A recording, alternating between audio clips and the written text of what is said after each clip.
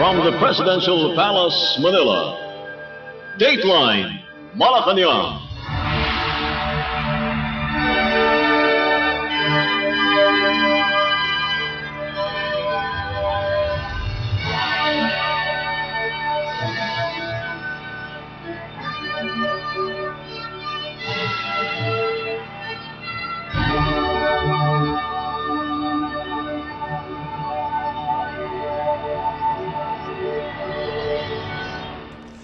Good day.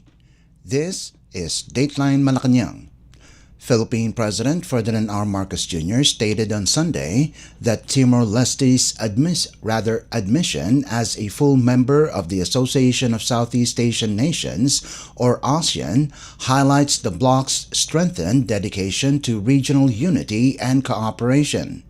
In his message, President Marcos emphasized that Timor-Leste's inclusion embodies the region's shared commitment to unity, collaboration, and collective prosperity.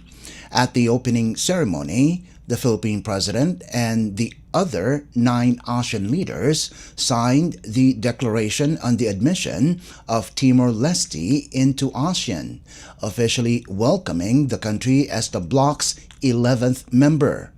With the Philippines taking on the ASEAN chairmanship in 2026, Presidential Communications Office or PCO Undersecretary Claire Castro expressed confidence that Timor-Leste will contribute significantly to ASEAN's goals of economic resilience and regional security.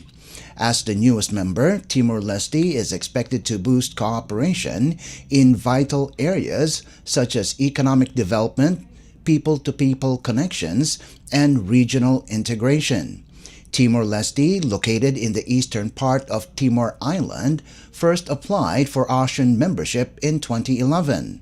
In 2022, ASEAN leaders agreed in principle to admit Timor-Leste, granting it observer status and meeting participation rights.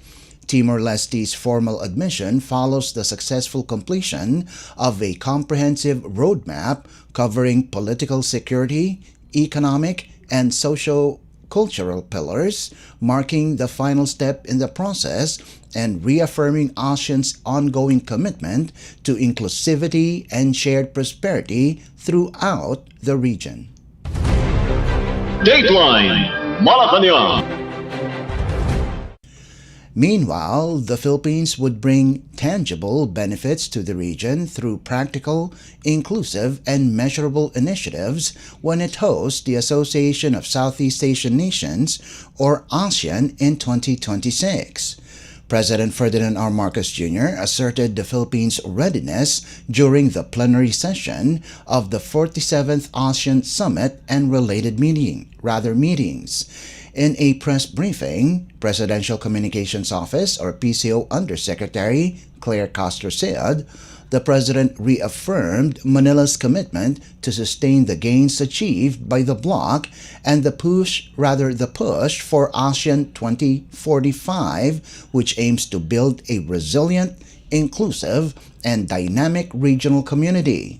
The ASEAN Vision, adopted in May, seeks to find effective and innovative responses to regional challenges amid a rapidly evolving global environment. Sa kanyang plenary intervention kaninang tanghali sa nagpapatuloy na 47th ASEAN Summit sa Malaysia, binigyan diin ni Pangulong Marcos Jr. na nakatuon sa practical, inclusive at measurable initiatives ang pag-host ng Pilipinas sa ASEAN sa susunod na taon.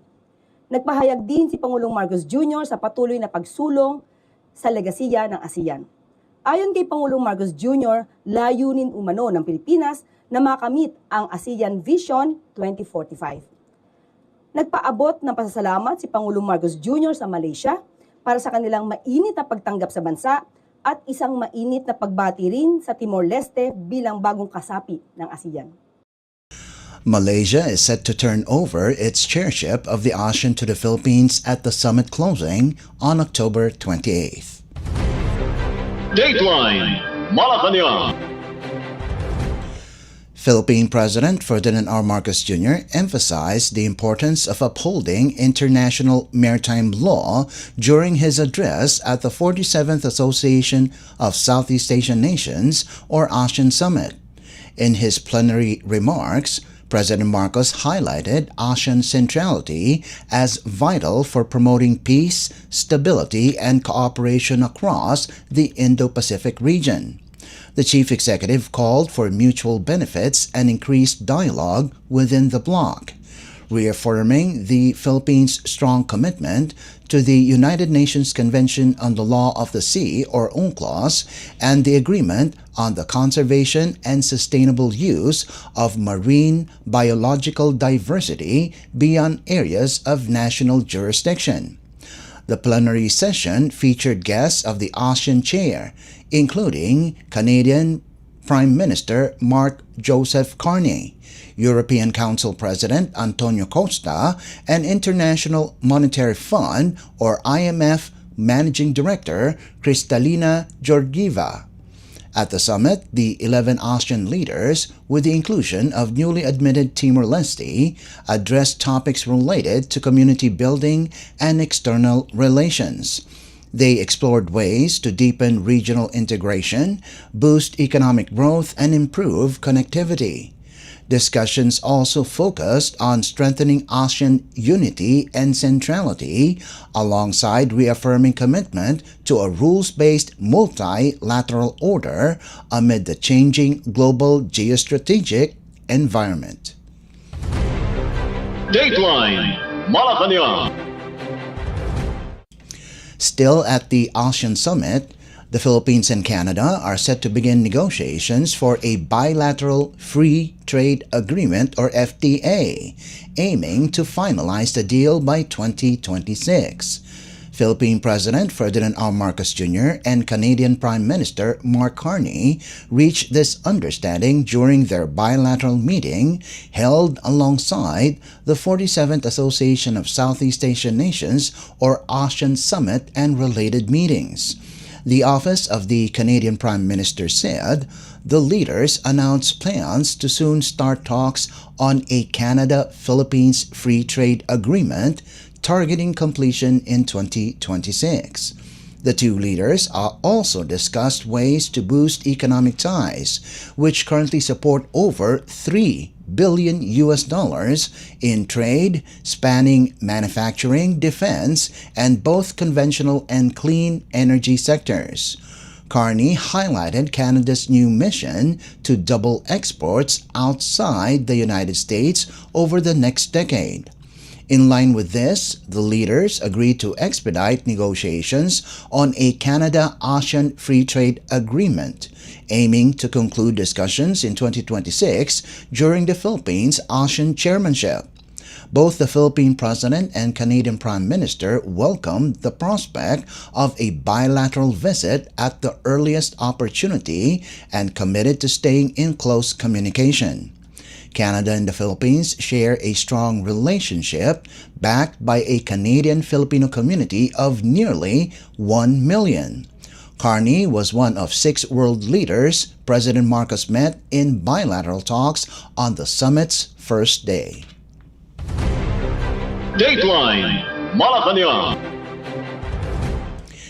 Philippine President Ferdinand R. Marcos Jr. on Sunday held separate bilateral talks with leaders from Cambodia, Thailand, Canada, Japan, and the European Council on the sidelines of the 47th Association of Southeast Asian Nations, or ASEAN Summit, and related meetings. In his discussion with Cambodian Prime Minister Hun Manet, President Marcos expressed Manila's continued support for a peaceful resolution to the Thai-Cambodian dispute through dialogue and respect for international law. Presidential Communications Office, or PCO Undersecretary Claire Castro, shared in a briefing at the Kuala Lumpur Convention Center that the President welcomed recent progress in conflict resolution, notably the signing of the terms of reference for the ASEAN Observer Team. On the same day, Thailand and Cambodia officially signed an expanded ceasefire agreement in Kuala Lumpur. witnessed by ASEAN Chair Malaysian Prime Minister Anwar Ibrahim and United States President Donald Trump. Cambodian Prime Minister Hun Manet also conveyed strong backing for the Philippines' upcoming ASEAN chairmanship in 2026. During his meeting with Thailand Prime Minister Anutin Charnvirakul, the Philippines offered condolences to the Thai people on the passing of Her Majesty Queen Sirikit. Thailand expressed full support for the Philippines' chairmanship next year. Castro noted that both leaders committed to enhancing cooperation in tourism, trade, and investments while increasing private sector engagement. They also discussed boosting agricultural exchanges between Bangkok and Manila. In his bilateral meeting with Canadian Prime Minister Mark Joseph Carney, President Marcos focused on strengthening people-to-people ties, boosting trade and investment, and expanding energy cooperation. The president also thanked Canada for its steadfast support of the Philippines in upholding international law, especially the United Nations Convention on the Law of the Sea, or UNCLOS. President Marcos Jr.'s fourth meeting was with Japanese Prime Minister Takaichi Sanae, attending the ASEAN meetings for the first time since her recent election, followed by a meeting with European Council President Antonio Costa. The PCO said it will provide further details on the last two meetings in due course. Dateline Malacañang. In the meantime, Presidential Communications Office, or PCO Undersecretary Claire Castro said, the International Criminal Court, or ICC, relies on the Rome Statute for its rulings, not on political statements. She made this statement on Sunday, responding to former President Rodrigo Duterte's supporters who had cited President Ferdinand R. Marcos Jr.'s remarks to challenge the ICC's jurisdiction over Duterte's case for crimes against humanity. During a press briefing at the 47th Association of Southeast Asian Nations, or ASEAN Summit, and related meetings in Malaysia, Castro emphasized that the ICC's decisions, orders, or resolutions are grounded in the Rome Statute and not influenced by political statements. Duterte's camp previously argued that President Marcos implied that Duterte should not be tried by the ICC, referencing a 2023 letter to Vice President Sara Duterte stating the government will not assist the ICC in any way or form. On October 23rd, the ICC Pre-Trial Chamber 1 affirmed its jurisdiction over Duterte's case, with the former president currently detained at ICC facilities in The Hague, Netherlands. The court rejected the defense's claim that jurisdiction was unavailable because the investigation into the Philippines drug war was only authorized in September 2021, 2 years after the country's withdrawal from the Rome Statute. The judges confirmed that no provision in the Rome Statute restricts the ICC's authority to investigate crimes committed during the period when the Philippines was a party to the treaty. Sa ating pagkakaalam, ang ICC will base its decision or order or resolution on the Rome Statute. And it will not be guided by the political statements. So kung yan po ay kanilang gagamitin, depende na po ito sa ICC kung paano po nila itong i-evaluate. But sa aking pagkakaalam ay hindi po sila sumusunod or hindi po sila nai-influence ng anumang political statements. That was Palace Press Officer Claire Castro. Dateline Malacañang. Philippine President Ferdinand R. Marcos Jr. has instructed the Department of Public Works and Highways, or DPWH, to reduce the cost of construction materials for infrastructure projects by 50% to safeguard public funds. President Marcos announced this on Saturday during his departure speech at Villamor Air Base in Pasay City before leaving for Kuala Lumpur, Malaysia to attend the 47th Association of Southeast Asian Nations or ASEAN Summit and related summits. The president revealed that the DPWH found certain materials such as asphalt, steel bars, and cement were marked up by as much as 50%. To align DPWH project costs with actual market prices and ensure proper use of public funds, the chief executive directed the DPWH secretary to lower material costs by up to 50%, leading to savings of 30 to 45 billion pesos in capital outlay spending. Earlier, DPWH Secretary Vince Dizon shared plans to reduce material costs regionally to combat overpricing and maximize value in public infrastructure spending.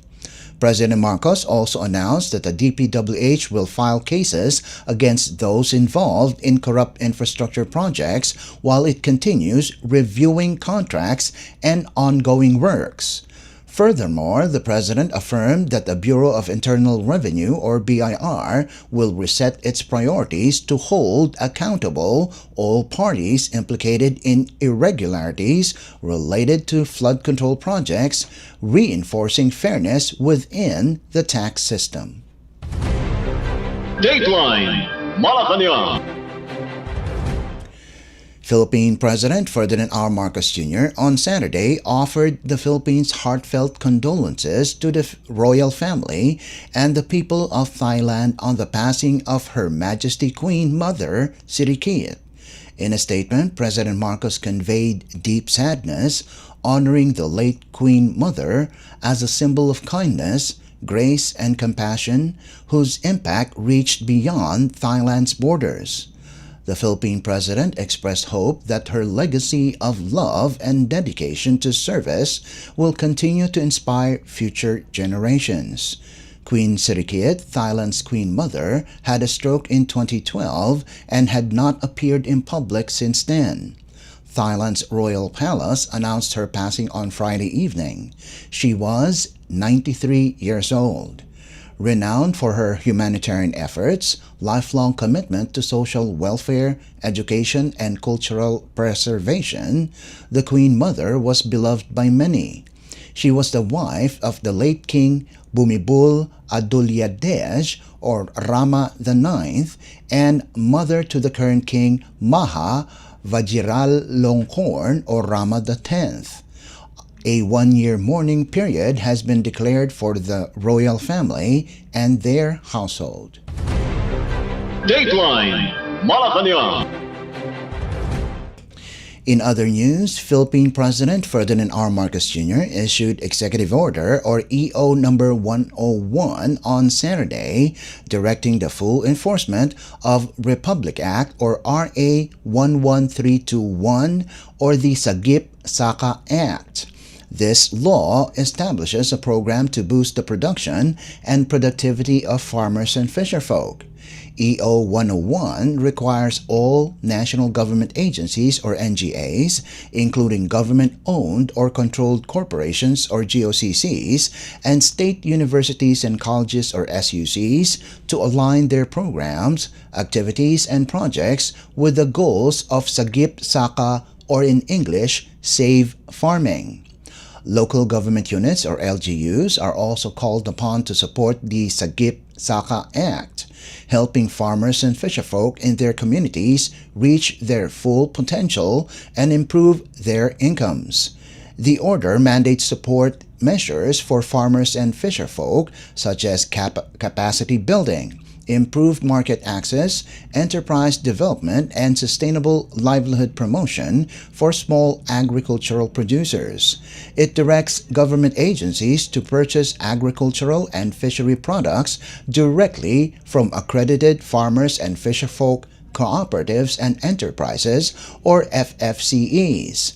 EO 101 emphasizes stronger cooperation among government agencies, LGUs, the private sector, civil society groups, academic institutions, and development partners to promote inclusive and sustainable agricultural growth, ensuring farmers and fisherfolk have steady market access and government support. The Department of Agriculture, or DA, is tasked with setting up Sagip-Saka desks in its regional and field offices to provide information, assistance, and coordination. Implementation of EO 101 will be overseen by the Farmers and Fisherfolk Enterprise Development Council, established under the Sagip-Saka Act, which will monitor progress and submit biannual reports to the President. Enacted in 2019, the Sagip-Saka Act empowers farmers and fisherfolk by integrating them into value chains, improving productivity, and encouraging local procurement. EO 101 takes effect immediately upon publication in the Official Gazette or a newspaper of general circulation. Dateline Malacañang. And finally, Philippine President Ferdinand R. Marcos Jr. signed Executive Order or EO 100 on Saturday to set a minimum price for palay or unhusked rice and activate mechanisms to implement it, aiming to protect farmers from falling farm gate prices. The EO directs the Department of Agriculture, or DA, to determine, establish, and adjust the palay floor price for government purchases. This price will consider production costs, current market rates, fair profit margins for farmers, and the interests of both producers and consumers. The DA may also factor in emergencies or disasters impacting the rice supply chain and palay production, the influx of imports that could lower farm gate prices, significant drops in global rice prices affecting landed costs, and the government's ability to buy palay at competitive prices for market intervention. EO 100 also establishes a steering committee chaired by the DA and co-chaired by the Department of the Interior and Local Government, or DILG. Its members include the Departments of Trade and Industry, Agrarian Reform, Social Welfare and Development, and the National Food Authority, or NFA. This committee will assist in setting and enforcing the palay floor price. To aid post-harvest handling, government agencies and local government units, or LGUs, are authorized to use public facilities, such as covered courts, multipurpose halls, gymnasiums, and other state-owned buildings, as temporary palay storage when warehouses are unavailable. Coordination with LGUs is required to maintain public services. The steering committee must create guidelines on proper storage use, upkeep, and security to minimize post-harvest losses and maintain grain quality. It is also responsible for regularly monitoring farm gate transactions and providing quarterly reports to the President on the policy's effects on farmer income and rice supply stability.